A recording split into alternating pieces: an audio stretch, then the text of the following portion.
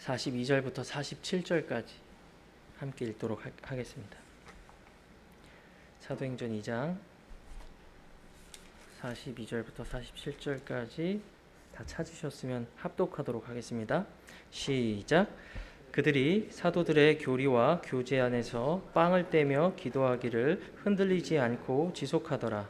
또 두려움이 모든 혼 위에 임하니 사도들을 통하여 많은 이적들과 표적들이 행하여지더라. 또 믿은 모든 사람이 함께 지내며 모든 것들을 공유하고 자기의 소유물과 재산을 팔아 각 사람의 필요대로 모든 사람에게 나누어 주더라. 또 그들이 항상 날마다 한 마음이 되어 성전에 거하고 집에서 집으로 돌아가면서 빵을 떼고 단일한 마음으로 즐겁게 자기들의 음식을 먹으며 하나님을 찬양하고 온 백성에게 호감을 얻더라. 이에 주께서 구원받아야 할 사람들을 날마다 그 교회에 더하시더라. 아멘. 제가 한 군데 찾아서 읽어드리겠습니다. 마태복음 16장 18절 잘 아시는 말씀입니다. 또 내가 내게 이르노니 너는 베드로라. 이 반석 위에 내가 내 교회를 세우리니 지옥의 문들이 그것을 이기지 못하리라. 아멘. 자, 오늘 말씀은 다 잘 아시죠? 주님께서 내가 내 교회를 세우겠다라고 말씀하셨습니다. 오늘 저는 우리가 읽은 이 두 군데 본문을 바탕으로 지역교회에 대해서 우리 함께 숙고해 보는 시간을 가지고자 합니다. 우리가 지금 이 세상을 살면서 여러 가지를 느끼게 됩니다. 이 세상은 정말 객관적 진리에 대해서 인정하지 않는 것 같아요. 모든 게 다양합니다. 이제 포용되고 이제 다양성을 최고의 가치로 인정하는 그런 시대에 살고 있습니다. 이런 시대를 살면서 가장 우리가 두드러지게 느끼는 것 중에 하나가 뭐냐면은 전통적이고 절대적이고 객관적인 개념이 모두 상대적인 개념으로 바뀌어 버린다는 것입니다. 예를 들어서 가정, 윤리, 도덕, 정의, 그리고 진리 그 자체가 이제는 그거 자체로 절대적인 것이 아니라 어떤 한 개인의 상황과 기호에 따라서 그저 하나의 선택으로 변해버린 그런 시대를 살아가고 있다는 것이죠. 디모데 후서 3장 7절은 이러한 것들을 경고해주고 있습니다. 항상 배우나 결코 진리의 지식에는 이르지 못하는 것에 대해서 이제 사도 바울은 언급하고 있습니다. 상황마다 때마다 만약에 바뀌는 게 진리라면은 그것을 어떻게 진리라고 말할 수가 있겠어요? 그렇죠? 그리고 그러한 것을 진리로 인식하고 있는 사람들은 결코 성경이 말하는 진리의 지식에 이를 수가 없습니다. 지금 우리가 살아가는 이 모든 세상이 상대적인 다양성을 추구하고 또 우리에게 그것들을 강요하고 종용하고 있죠. 이런 상황에서 하나님의 자녀들은 점점 이제 살기 어렵고 스트레스 받는 그런 시대를 살고 있는 것 같습니다. 그리고 주님이 오시기가 이제 가깝기 때문에 그때가 가까이 올수록 우리는 점점 더 이것에 대해서 좁은 길을 걸어갈 수밖에 없다. 우리가 사는 시대가 그런 시대라고 볼 수가 있습니다. 우리나라가 되게 교육열이 높잖아요. 그래서 이제 기러기 부모, 기러기 가정에 대해서 이런 용어를 듣는 게 어렵지는 않은 것 같습니다. 이제 많은 부모님들이 자기 자녀가 성공하고 잘 되기 위해서는 기꺼이 가족끼리 분리돼서라도 오랫동안 분리돼서라도 이제 자녀들을 이제 성공시키기 위해서 노력을 하는 것 같아요. 이제 그런 엄청난 공백을 메꾸기 위해서 노력을 하지만 이제 기러기 부모님들의 이제 마지막이 좋지 않다는 것을 이제 TV를 보면은 알 수가 있습니다. 이제 그 공백을 메꾸기 위해서 이제 스마트폰이나 인터넷을 통해서 이제 서로 교류하려고 노력을 하지만 이제 그것들의 한계가 명확한 것 같아요. 저는 왜 이런 폐해가 벌어지냐면 하나님께서 가정을 처음 만드실 때 정해둔 그런 규칙에서 어긋났기 때문이다 라고 저는 개인적으로 생각을 합니다. 창세기 2장 24절을 보면은 인터넷으로는 그리고 온라인으로는 가족의 관계를 유지할 수 없다는 것을 알게 됩니다. 뭐라고 말씀하냐면 한 남자가 자기 부모를 떠나서 아내와 연합하고 그리고 그들이 한 육체가 될 것이다 라고 말하고 있습니다. 우리가 멀리 떨어져서는 가족을 할 수가 없습니다. 인터넷이나 온라인으로는 가족 관계를 유지할 수가 없습니다. 하나님께서 만드신 가정에 대한 첫 번째 언급은 실제적이고 물리적인 모임을 전제로 하고 있기 때문이죠. 그것은 교회도 마찬가지입니다. 에베소서 5장 31절에서 32절은 제가 방금 말씀드린 창세기 본문을 사도 바울이 인용하면서 이렇게 말하고 있습니다. 이런 까닭에 남자가 자기 아버지와 어머니를 떠나 자기 아내와 결합하여 그들 둘이 한 육체가 될지니라. 이것은 하나의 위대한 신비다. 그러나 나는 그리스도와 교회에 대하여 말하노라. 이렇게 말하고 있습니다. 아무리 그럴듯한 이유가 있다고 해도 좋은 목적이라고 해도 하나님께서 의도하신 절대적이고 객관적인 진리에서 벗어나면은 부작용이 생길 수밖에 없다는 것입니다. 서로 흩어져서 뿔뿔이 살아가고 있는 그런 기러기 가족들처럼 무형의 교회를 모토로 삼고 있는 유튜브 교회, 그리고 메타버스 교회, 인터넷 교회, 그리고 성경의 가르침을 벗어나고 있는 많은 유사 교회들의 결말이 어떻죠? 안타깝지만 그 뿔뿔이 흩어져 있는 기러기 가정의 결과와 별반 다르지가 않습니다. 왜 그렇냐? 그것은 하나님께서 태초부터 계획하신 교회가 아니기 때문입니다. 가정이든 교회이든 절대적이고 객관적인 진리를 벗어나면 그것의 역기능이 드러난다는 것입니다.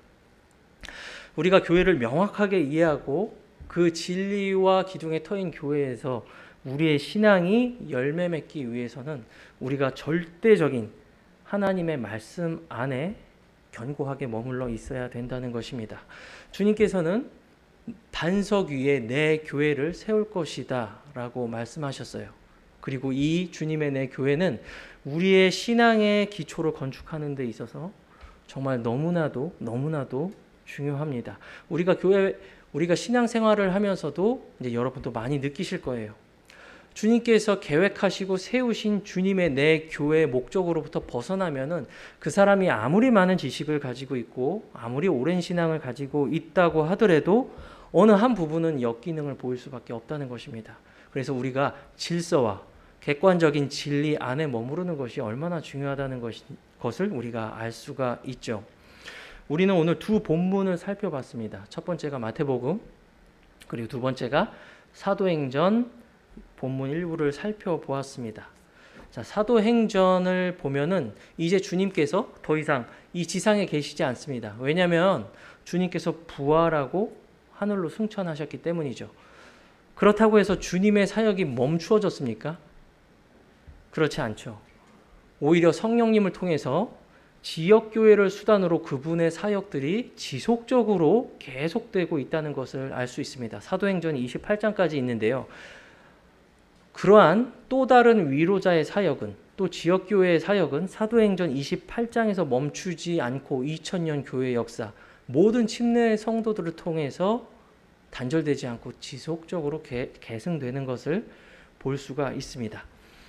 자, 교회라고 생각하면 우리가 각자 자기가 생각하는 어떤 단어들이 있다는 것을 제가 발견했는데요. 사실 신약 성경이 말하고 있는 교회라는 단어의 뜻은 너무나도 쉽습니다. 그냥 모임입니다. 여러분 반상회 아시죠? 반상회를 그리스 말로 하면 에클레시아다. 그것을 영어로 번역하면 처치고 그것을 한글로 번역하면 교회다라고 보시면 됩니다. 예수님께서 사시던 당시뿐만 아니라 그 이전 고대 그리스 세계에서는 에클레시아라고 하면은 우리가 지금 제가 말씀드린 반상회를 떠올리시면 됩니다. 예를 들어서 해당 도시의 행정관을 뽑거나 아니면 특정 범죄자의 처리를 위한 사법적인 모임, 그 모든 모임을 에클레시아라고 불렀습니다. 그리고 사도행전 19장 32절에서는 이제 바울을 잡아서 끌어내려고 하는 그런 데모와 같은 군중 집회까지도 에클레시아라고 불렀습니다. 그런데 여러분 반상회 생각할 때 저 우주적인 그리고 신비적인 눈에 보이지 않는 반상회라는 개념을 생각해 보신 적 있습니까? 없죠. 우리가 반상회를 떠올리면 그것은 실제적으로 통반장 및 그 지역 주민 일부가 모여서 그 동네 현안에 대해서 토론하고 어떤 해결 방안을 찾는 그런 모임을 떠올리겠죠. 그렇죠? 에클레시아도 마찬가지입니다. 그 고대 그리스 세계에서 심지어 예수님과 사도들조차 에클레시아라는 단어를 들었을 때는 그것이 실제적인 지역의 모임이라고 인식을 한다는 것입니다. 자, 예수님께서 내 교회를 세우시겠다고 하셨습니다. 예수님의 내 교회는 그 교회들과는 또 한 걸음 더 나아가서 차별된 모임입니다. 왜냐하면 소유격 마이가 더 붙었기 때문이에요. 예수님께서 그냥 교회를 세우시겠다고 하지 않으셨습니다. 내 교회를 세우시겠다고 하셨습니다. 예수님의 내 교회는 세상에 있는 민회나 집회, 그리고 고대 그리스 세계에서 말하는 어떤 그런 민주적인 집회, 범죄자를 처리하는 사법적인 집회, 우리가 생각하는 반상회, 역사상 존재하는 모든 실제적 모임과는 완전히 구별된 예수님만 소유하실 수 있고 예수님만 세우실 수 있는 이 땅의 유일무이한 기관이 바로 마태복음 16장 18절에서 말씀하시는 예수님의 내 교회입니다. 자, 그래서 지금 이 내 교회에 소속된 여러분이 얼마나 복된 일이에요. 그렇죠? 우리 세상에서 교회라고 불리는 많은 유사 교회들이 있습니다. 제가 유사 교회라고 부르는 그 이유는 그것이 성경이 말씀하고 있는 객관적이고 절대적인 진리에서 벗어나 있기 때문입니다. 우리가 그것이 아무리 좋아 보이고 사회적으로 순기능의 역할을 한다고 해도 그것이 성경이 말씀하는 진리가 아니라면 그것은 주님의 내 교회가 아닌 것이죠. 오늘 우리가 읽은 사도행전 2장 본문에서 베드로가 선포한 죽으시고 부활하신 예수님의 말을 기쁘게 받아들인 사람 3,000명이 회심했습니다. 자, 그 3,000명이 어디로 갔습니까? 눈에 보이지 않는 무형의 신비적인 교회에 더해졌습니까? 그렇지 않죠. 이미 존재하고 있는 예루살렘 교회에 더해졌습니다. 그들은 예수님의 죽으심과 부활을 기쁘게 받아들이고 침례에 순종하고 눈에 보이는 실제적인 지역 모임에 더해졌다는 것입니다. 핵심은 이겁니다. 주님의 내 교회는 분명한 눈에 보이는 모임이다 라는 것입니다. 자, 이 개념이 사실은 아무것도 아니라고 느낄 수 있지만 이런 지역적인 특성을 주님의 내 교회에서 제거해버리면은 신앙생활이 굉장히 무질서해지는 것을 볼 수가 있습니다. 산이나 들에서, 인터넷에서 내가 집에서 뭐 파자마 입고 기도하고 찬양 드리고 신앙생활을 해도 된다고 생각하는 기본 베이스의 생각이 바로 우주적이고 신비적이고 무형의 교회의 개념이라는 것을 알 수 있습니다. 그런 신학적 개념을 말하지 않더라도 그러한 비슷한 개념을 가지고 신앙생활을 하게 될 경우에는 무질서하게 된다는 것을 보게 됩니다. 제가 말씀드린 주님의 내 교회의 패턴, 예수님의 복음을 듣고 믿고 침례 순종해서 한 지역교회에 더해지는 것, 이것은 사도행전뿐만 아니라 모든 신약 성경에 계속 발견되는 패턴입니다. 사도행전 8장에서 사마리아 교회가 그렇습니다. 10장에서 가이사랴 교회가 그렇고요. 16장에서 빌립보 교회, 18장에서 고린도 교회, 19장에 에베소 교회, 데살로니가 교회, 골로새 교회, 모두의 패턴이 무엇이죠? 복음을 받아들이고 침례에 순종하고 실제 지역 모임을 이루었다는 것입니다. 자, 그렇다면 우리가 어떻게 결론을 내릴 수 있죠? 주님의 내 교회의 특징 첫 번째, 그것은 지역적이라는 것입니다. 지역적이라는 것입니다. 자, 그런데 이 지역을 이루어서 모이는 이 실제적인 모임에 모이는 사람들의 특징이 있습니다. 자, 41절 상반절입니다.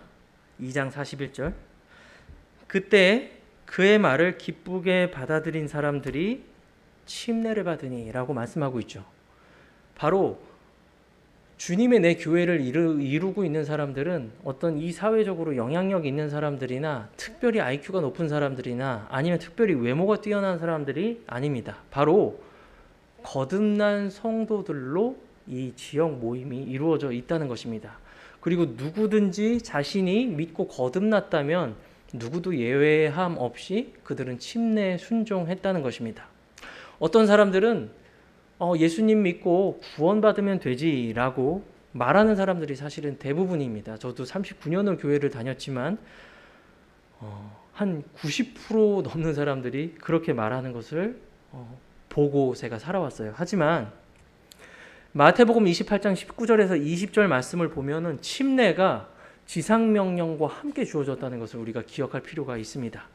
아버지와 너희들은 모든 민족들을 가르치고 아버지와 아들과 성령님의 이름으로 침례를 주고 라고 말씀하고 있죠. 그렇다면 이게 지상 대명령이라면 우리가 이 중에서 하나라도 삭제하면 안 되겠죠.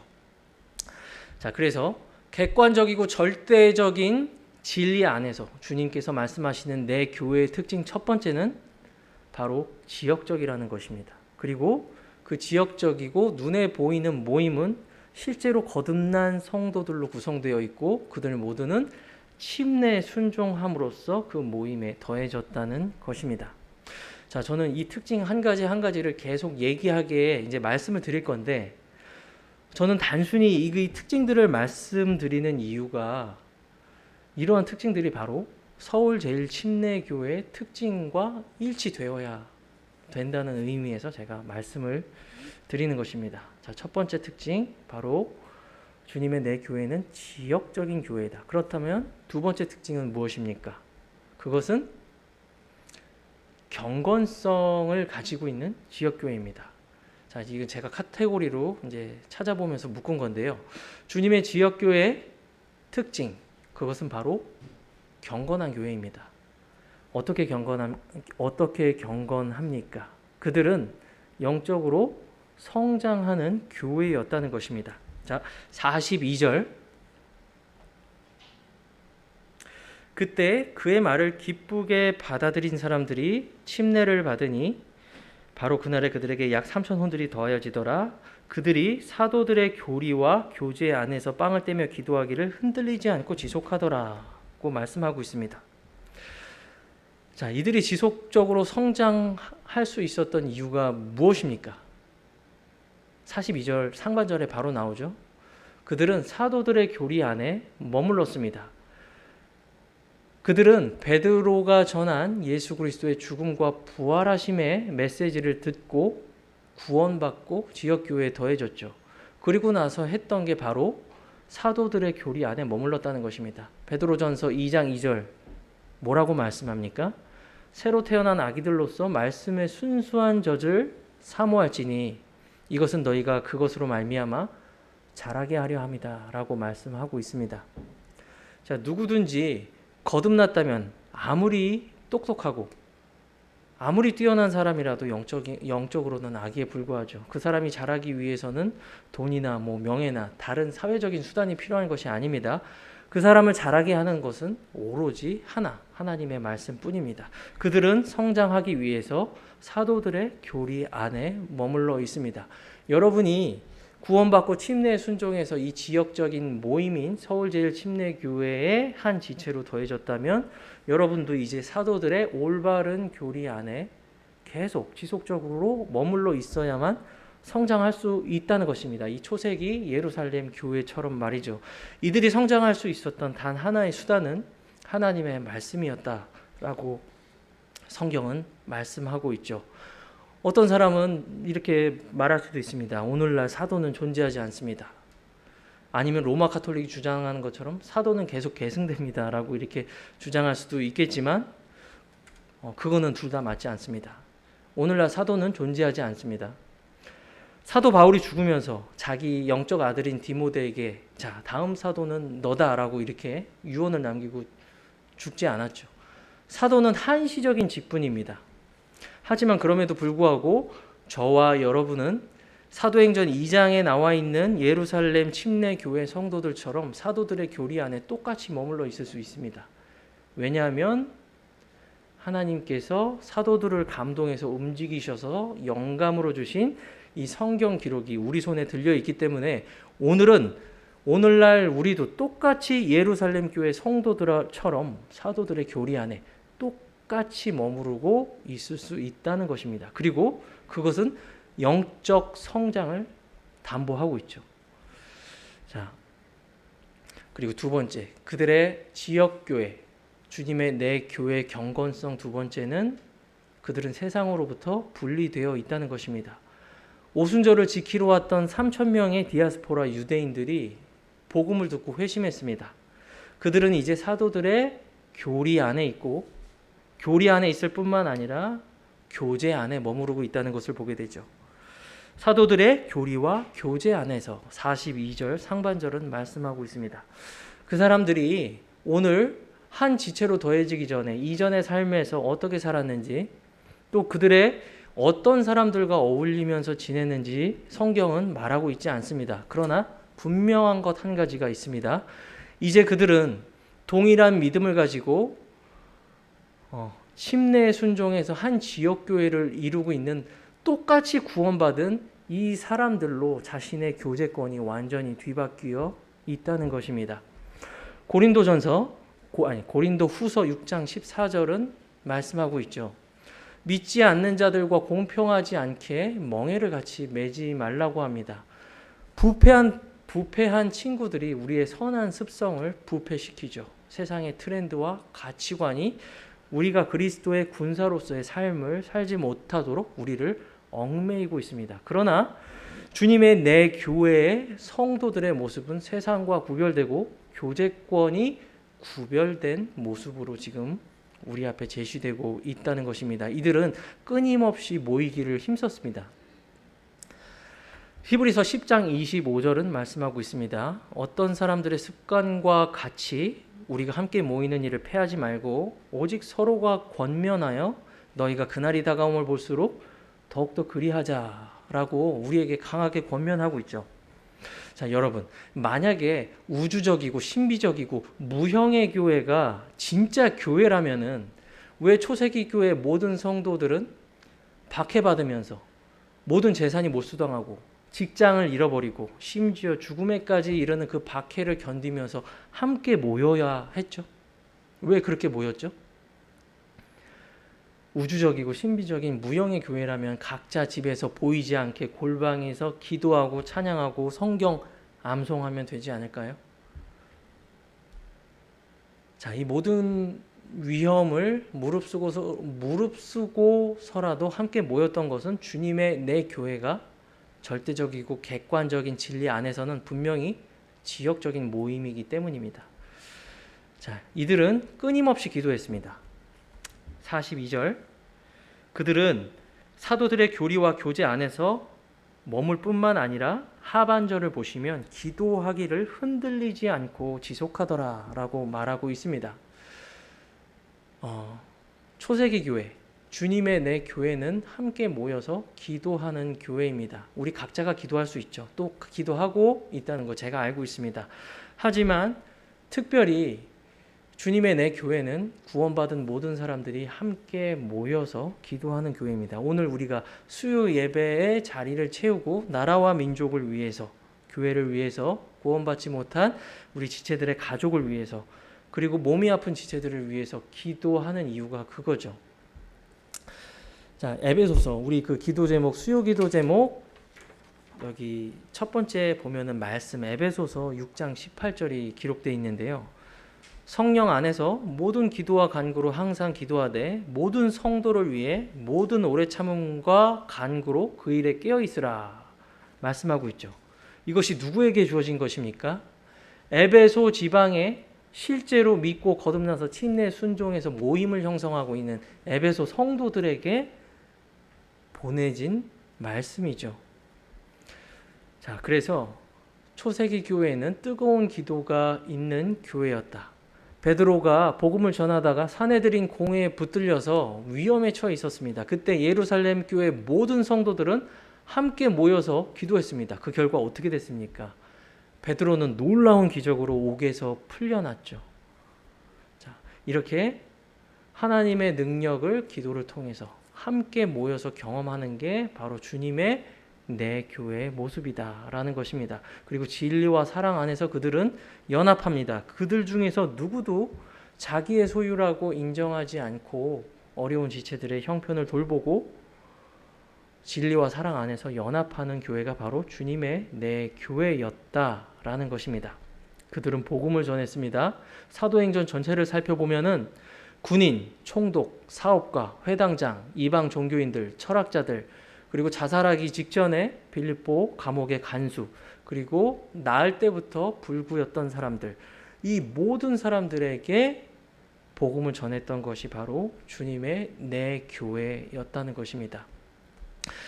자, 이것이 바로 주님의 내 교회의 경건성, 두 번째 특징이죠. 마지막 세 번째 특징은 주님의 내 교회는 역사성을 가지고 있습니다. 자, 만약에 성경이 어떤 특별한 천재 몇 명이 모여서 그럴싸한 책을 만들어서 대히트를 친 책이라면 오늘 여러분은 이 자리에 없을 겁니다. 그렇죠? 자, 오늘 여러분은 예루살렘 교회, 사마리아, 가이사랴, 빌립보, 에베소, 고린도, 골로새, 데살로니가 모든 지역교회 성도들처럼 똑같이 예수 그리스도의 은혜의 복음을 믿은 다음에 침례 순종해서 서울 제일침례교회에 더해졌습니다. 그렇죠? 이것이 무엇을 뜻합니까? 주님의 내 교회는 역사성을 가지고 있습니다. 그러니까 단절되지 않는다는 거예요. 왜냐? 마태복음 28장 19절 20절 아까 제가 말씀드렸죠.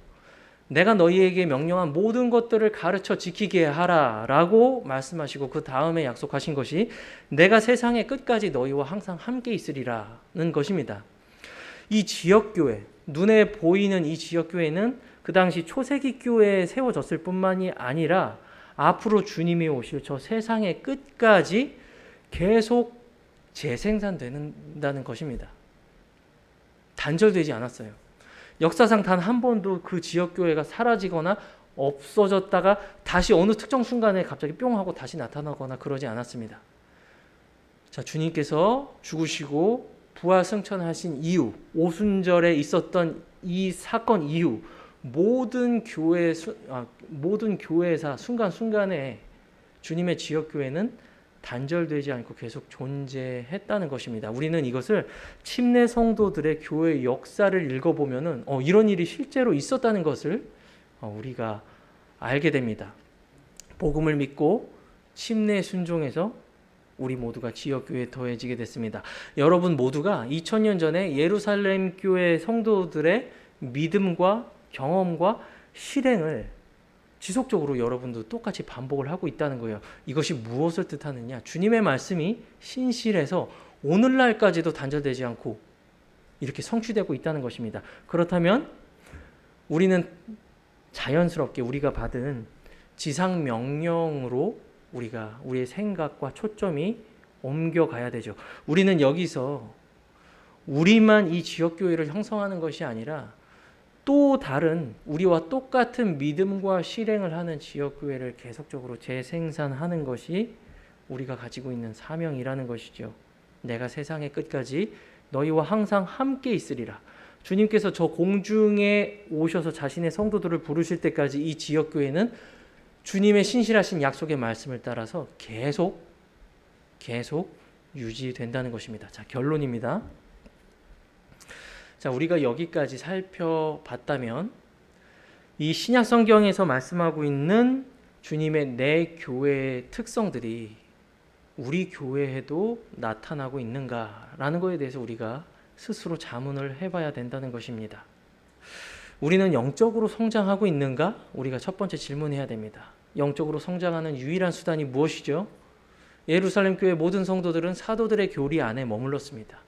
베드로전서 2장 2절은 새로 태어난 아기들은 모두가 하나님의 말씀의 젖을 먹어야 된다고 말씀하고 있습니다. 우리가 잘 아는 유일한 수단은 바로 하나님의 말씀이죠. 지속적으로 말씀을 부지런히 읽고 연구하는 우리 모든 지체들이 되어야만 합니다. 왜냐하면 이런 초세기 교회의 모습의 특징을 닮아가는 것은 사역자들의 전유물이 아닙니다. 그렇죠? 우리 누구 하나도 열외 없이 이 말씀 안에서 강하게 성장해 가는 것이 우리가 초세기 교회의 모습, 주님의 내 교회의 모습을 닮아가는 중요한 원인이 된다는 것이죠. 우리가 예루살렘 교회의 성도들처럼 우리는 세상으로부터 구별되어 있는지 자문할 필요가 있습니다. 세상으로부터 구별되고 우리의 교제권이 구별되고 우리가 신앙생활을 하고 있는지 우리 스스로 자문해 봐야 되고요. 우리는 구원받은 사람들과 함께 모이기를 힘쓰고 진리와 사랑 안에서 그들과 연합하고 있는지, 그들과 함께 기도에 힘쓰고 있는지, 그리고 주 예수 그리스도의 은혜의 복음을 주변에 성실하게 전하고 있는지에 대해서 우리는 스스로 질문을 해볼 필요가 있다는 것입니다. 중요한 것은 방금 전에도 말씀드렸지만 이것은 사역자들, 헌신한 사역자들이 이루어가는 것이 아니라 모든 형제 자매님들 그리고 교회의 지체로 더해진 모든 형제 자매님들이 함께 이루어 가야 된다는 것입니다. 그것은 바로 말씀 안에서 성장하는 것이고요. 그리고 신약 성경이 말씀하고 있는 주님의 내 교회의 특질을 나타낼 수 있도록 여러분 이 말씀을 마음에 새기고 여러분도 그런 교회가 될 수 있도록 헌신하는 지체들이 되어야 된다는 것이죠. 사역자도 목회자도 사람이고 연약한 존재죠. 여러분의 기도와 도움이 너무나도 많이 필요합니다. 자, 그렇기 때문에 사역자를 위해서도 돕고 여러분이 기도를 많이 해주셔야 됩니다. 영적 건강과 또 육신적 강건함과 또 기타 여러 가지를 위해서 여러분이 기도를 해 주셔야 된다는 것입니다. 자, 오늘 짧게 나눴는데요. 우리가 주님의 내 교회가 절대적이고 객관적인 진리 안에서 우리에게 무엇을 제시하고 있는지 알았다면 우리 모두가 같은 목표를 가지고 그러한 교회가 될 수 있도록 우리가 이 지역 모임을 세워가야 된다는 것입니다. 여러분 아멘이시죠? 자, 제가 기도하고 마치겠습니다. 사랑이 많으신 아버지 하나님, 너무나도 감사드립니다. 우리가 이 세상에서 소망 없이 살아가며 어둠 속에서 살아갔던 그런 소망 없는 사람이었음을 주님 앞에 고백을 드립니다. 이 사람들을 구원해 주시고 하나님의 귀한 자녀로 삼아 주실 뿐만 아니라 지금 머리 되셔서 하늘에 계신 주님의 몸인 지역교회 한 지체로 더해 주셔서 오늘도 여전히 성령님을 통하여서 하나님의 뜻을 지속적으로 실천하고 이루어갈 수 있는 놀라운 특권까지 허락해 주심에 감사를 드립니다. 주님, 우리가 이 마지막 날들에 필라델피아 교회와 같이 적고 힘이 없지만 이 적은 힘으로 주님의 인내의 말씀을 지킴으로 주님, 우리 앞에 열린 문을 놓는 것을 경험하는 그런 복된 교회가 되기를 원합니다. 우리가 주님이 세우신 이 내교의 특질들이 우리 안에 나타나고 열매 맺고 하나님께 기쁨과 영광 올려드리는 그런 서울제일침례교회가 되게 하여 주시옵소서. 감사드리며 예수님의 이름으로 기도드립니다. 아멘. 함께 기도하시겠습니다.